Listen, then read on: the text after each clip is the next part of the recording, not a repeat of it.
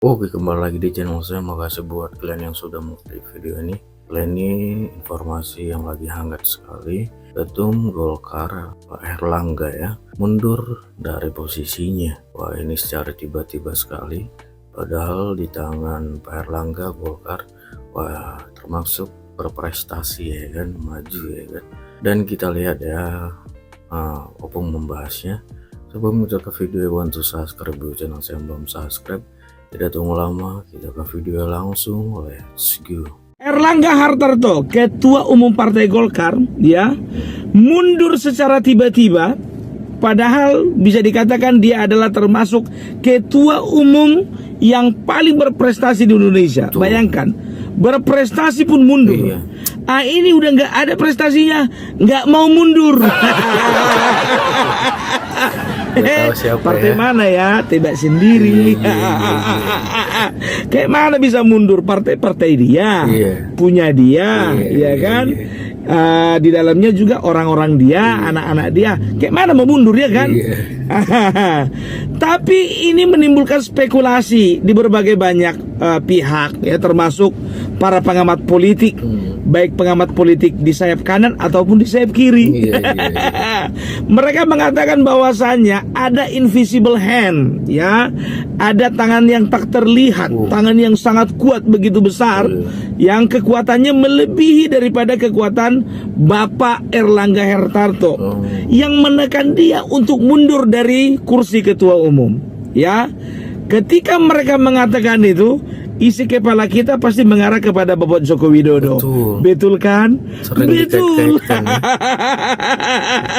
Apalagi Rocky Gerung itu lagi menggoreng isu itu sekarang. Tengok kalian aja Rocky Gerung official.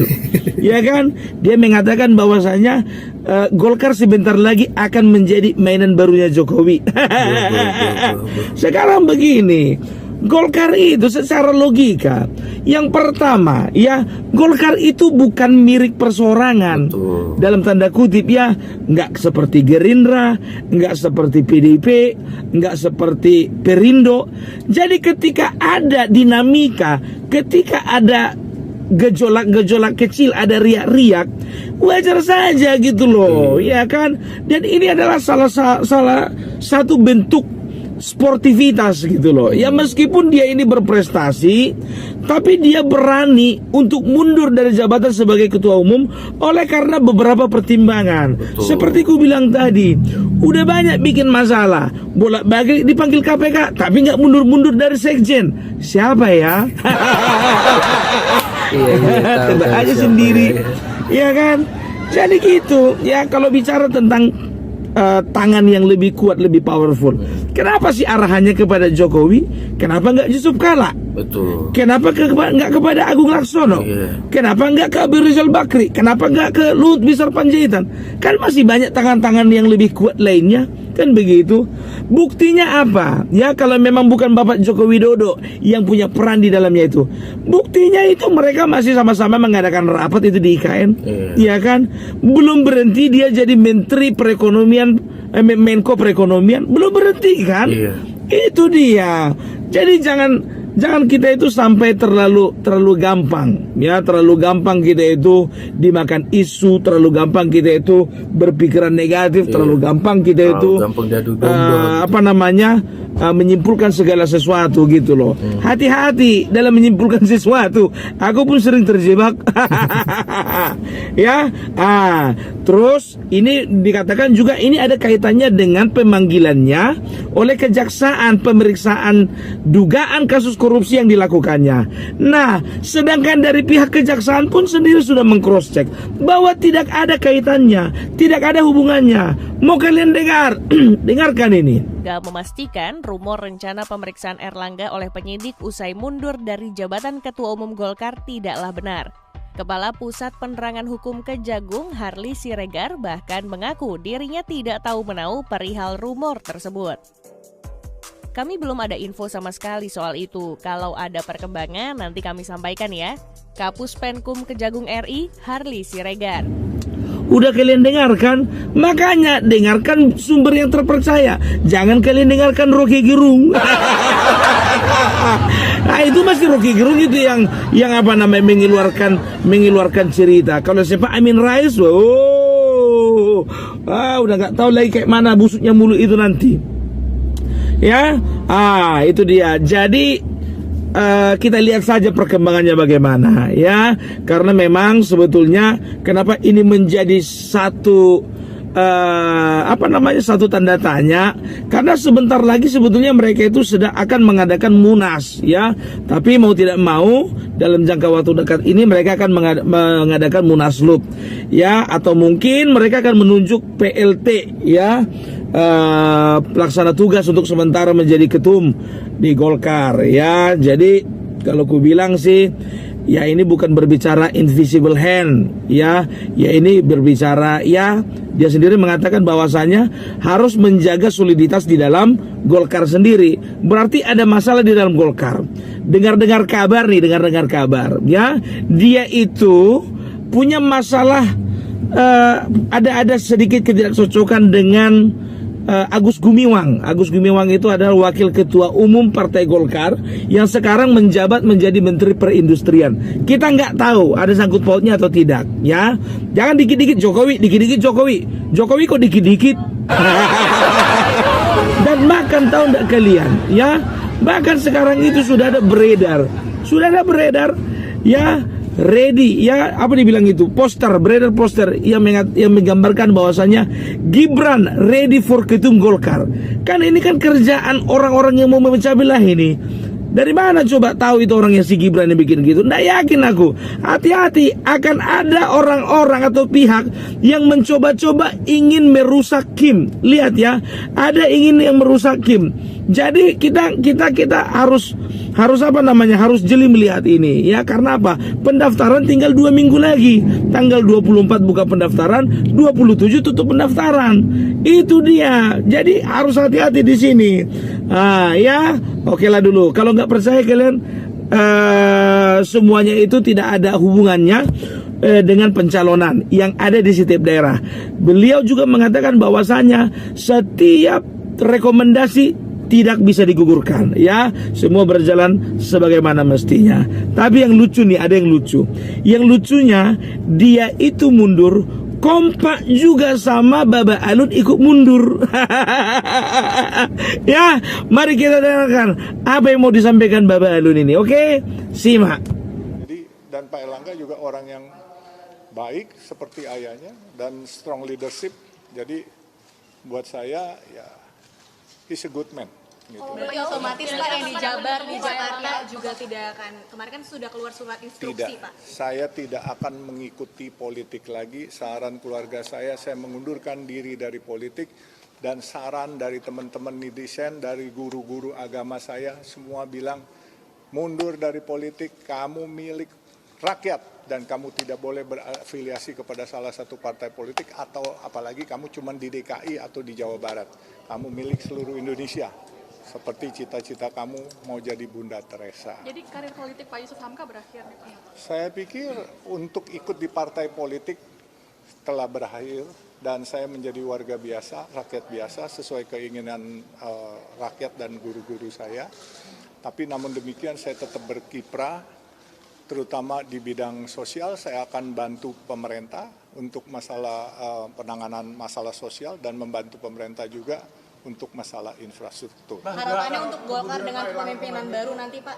Ya, saya harap Golkar akan menjadi dewasa dan menjadi partai yang mandiri, tidak terombang-ambing lagi, dan harus firm, karena Golkar partai yang sudah mengakar 60 tahun lebih Golkar, dan saya pikir Golkar kedepannya akan lebih jaya lah. Pak Yusuf, Partai Golkar belum mandiri sekarang Pak, karena kan di bawah kepemimpinan Pak Erlangga ini banyak mengalami kemajuan sebenarnya, termasuk kursi di DPR. Oh iya, kalau kita mau bicara Golkar dari zaman reformasi kita rebut bersama-sama, tetapi banyak kita sekarang mengingkari arti reformasi. Nah, dari zaman reformasi sampai sekarang, suara Golkar adalah suara yang paling prime saat dipegang oleh Pak Erlangga, naiknya 20% dari 85 kursi menjadi 102 kursi. Itu Tapi kita kan harus Pak akui. Erlangga tetap memutuskan untuk mundur dengan hal itu. Berarti kan artinya ada yang memaksa beliau untuk mundur atau bagaimana? Nah itu saya juga belum tahu siapa yang memaksa beliau. Kalaupun itu keinginan beliau pribadi, saya juga ragu kalau ditanya. Tapi kalau ada yang memaksa mundur atau tidak, walau alam bisawab, cuman Allah yang tahu. Kalau isu sendiri kalau misalkan ada nama hari lalu Gibran ya Raka dapat Buming Raka instruksi ada secara lisan. Boleh di-spill nggak sih ke media mungkin ada tekanan seperti apa gitu? Walau alam bisawab, saya nggak tahu. Karena saya di Bandung kemarin. Bahkan tuh ada temen tuh yang kemarin tuh, siapa tuh? Non, yang kemarin Tegalega katanya kampungnya tuh, yang ini. Oh, Sena ya? Sena tuh. Benar kan saya mau bilang ke Tegalega kan kemarin minggu. Saya di Tegalega waktu hari Jumat ketemu. Dan kebenaran, itu hari Kamis bukan Jumat. Kita ketemu Kamis. Saya juga ketemu guru saya, yaitu Ketua Umum PBNU Gus Yahya. Saya dimarahin, kamu bikin yang enggak aja, bikin masjid banyak-banyak katanya. Jangan banyak-banyak, ntar nggak dipakai umat, sayang katanya. Kamu harus bikin sesuatu. Apa itu? Bikin duit banyak-banyak buat sejahterain umat, kata Gus Yahya. Pak Yusuf, tapi kan Bapak mengatakan kalau Pak Erlangga itu dizolimi. Itu dizolimi dari luar atau gimana Pak? Boleh ke kanan. Masalah dizolimin dari luar apa dalam, saya juga nggak tahu. Ya kan? Sejauh ini nggak ada yang pernah kedengeran siapa? Oh, dengar banyak. I know too much, but I don't want to talk too much. Oke? Lalu ada isu kalau misalkan yang salah satu yang ingin dicalonkan jadi pengganti Pak Erlangga itu ada nama Gibran, ada nama Bahlil. Nah, di akhir-akhir Bapak lu di dalam mendengar nama-nama itu?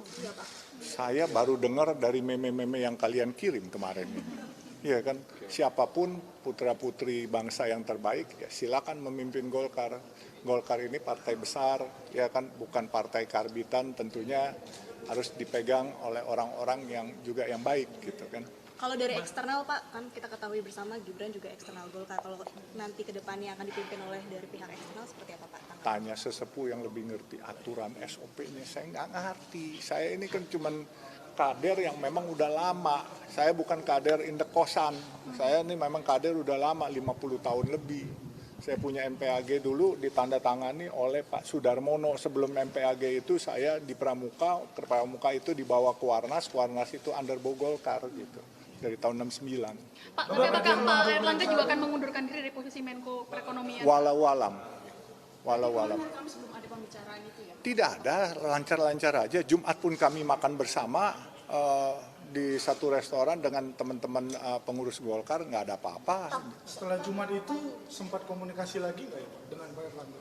Enggak, saya ditugaskan ke Bandung, Jawa Barat, makanya saya ke Jawa Barat. Saya nggak tahu ada apa-apa. Terus kemarin waktu habis kelar dengan sekretaris DPD Jabar, Kang Iswara, saya pulang ke rumah, ke hotel, saya mandi, saya mau pulang.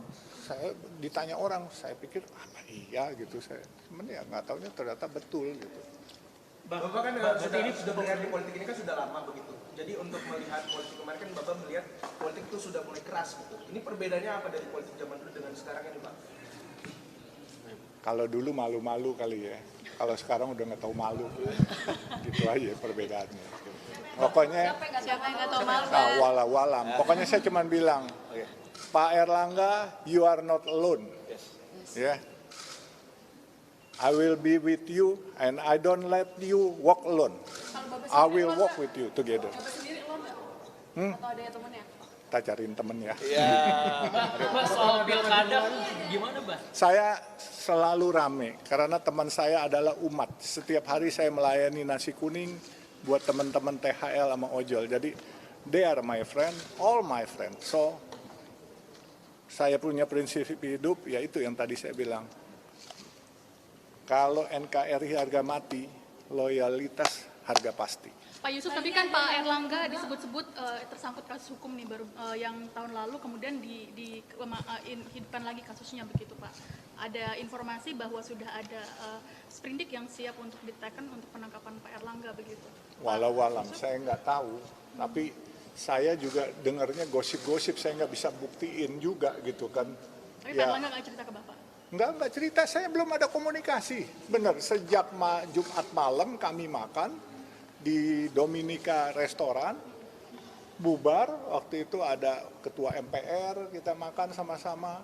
Ya kan selesai makan bubar, saya izin Pak, saya ke Bandung, saya mau Car Free Day, bahkan sama kawan tuh saya bilang hari Kamis malam malah saya bilang mau ke Tegalega. Nah, jadi jalan kita, jadi waktu sore saya ke Cibadak, hari Sabtu sore tuh Cibadak, mau ke Braga udah kemalaman, pagi saya ke Tegalega, terus ke Pasar Loa cari itu apa sepatu, cari kaos kaki, udah colokan listrik. Bah, ini hari-hari ini status Babah ini kalau keluarnya sepenuhnya sebagai kader lokal apa masih jadi kader tapi nggak pengurus? Sepenuhnya.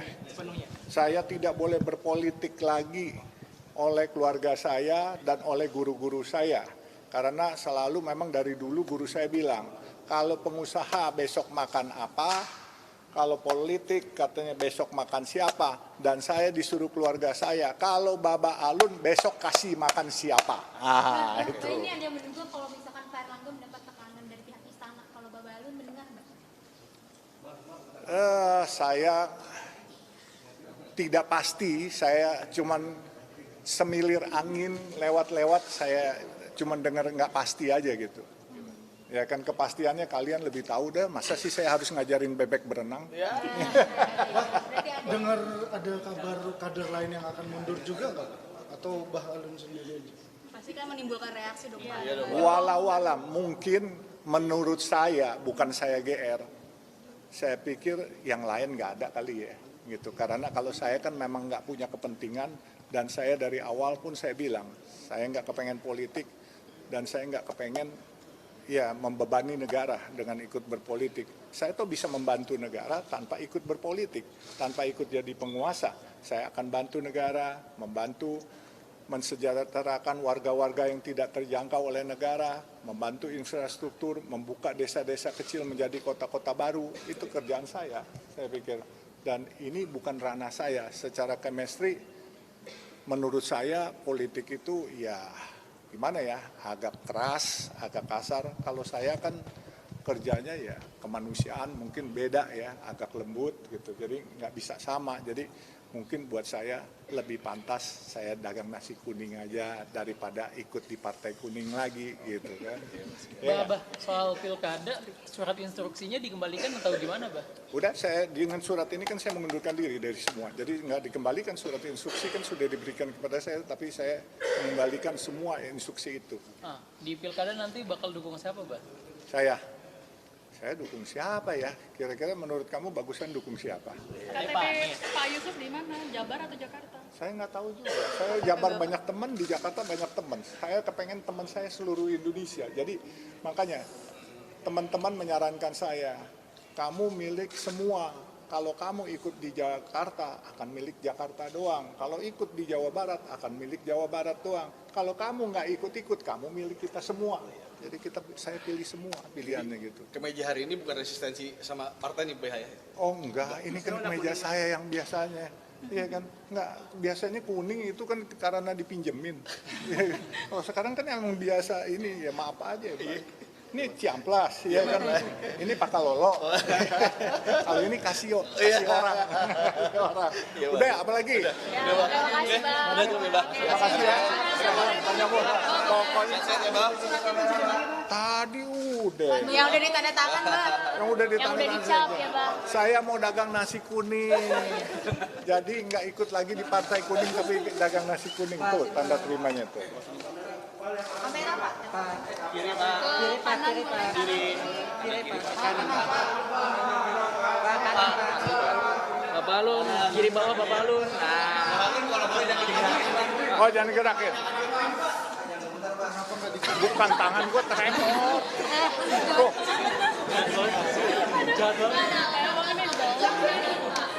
Jahil aja lu. Bah, sehat ya, Bah. Sehat ya, Bah. Ya. Bapaknya. Yang Kanan, Pak. kanan lagi. Kita doain ya. Indonesia akan baik-baik saja. Walaupun parpolnya mungkin tidak baik-baik saja gitu ya. Ketumnya Bahlil nggak baik-baik saja. Walau Pak Bahlil apa Pak Agus nih Pak?